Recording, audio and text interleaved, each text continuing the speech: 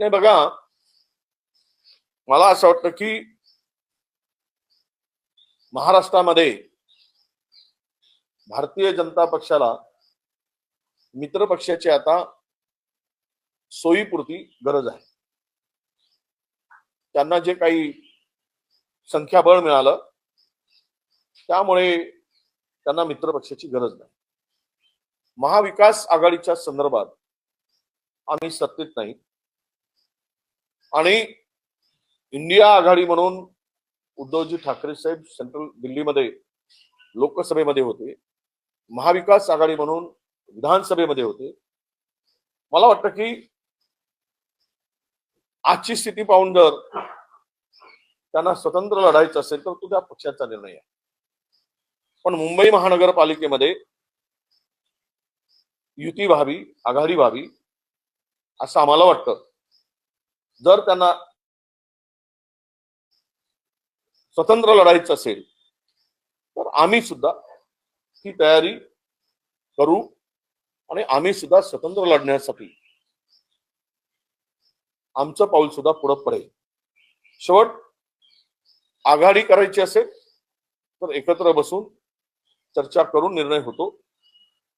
परंतु त्यांची भूमिका आम्ही वृत्तपत्रामधून वाचतो आहोत, ऐकतो आहोत. त्यांच्या भूमिकेकडे आमचं लक्ष आहे.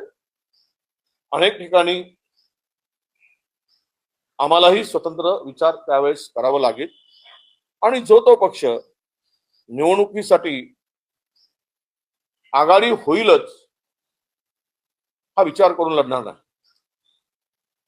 मला तरी आत्ता वाटतं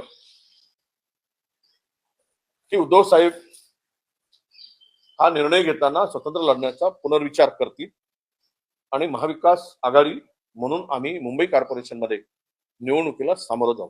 मुंबई पुरतील असणार आहे की इतर ठिकाणी त्या महानगरपालिका असं आहे की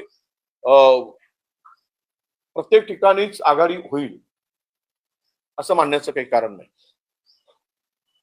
त्या त्या ठिकाणी असलेली परिस्थिती पाहून कार्यकर्त्यांचं मत लक्षात घेऊन, पदाधिकारी नेत्यांचं स्थानिक मत लक्षात घेऊन तो निर्णय व्हावा असं सर्व आमच्या काँग्रेसच्या नेत्यांचं मत आहे.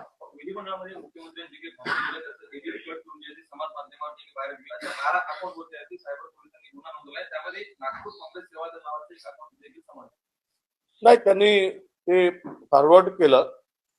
त्यांनी काही केलेली क्रिएट केलेली पोस्ट नाही. पण अशा पोस्ट कोणी एडिट करू नये. पण ते पेरण्याचं पाप कोणी केलं असेल तर ते भाजपनी केलं.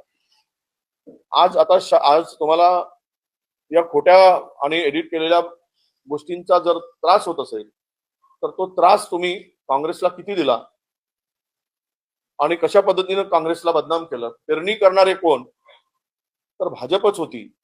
त्यावेळेस जर केलं नसतं तर आज ही परिस्थिती आली नसती.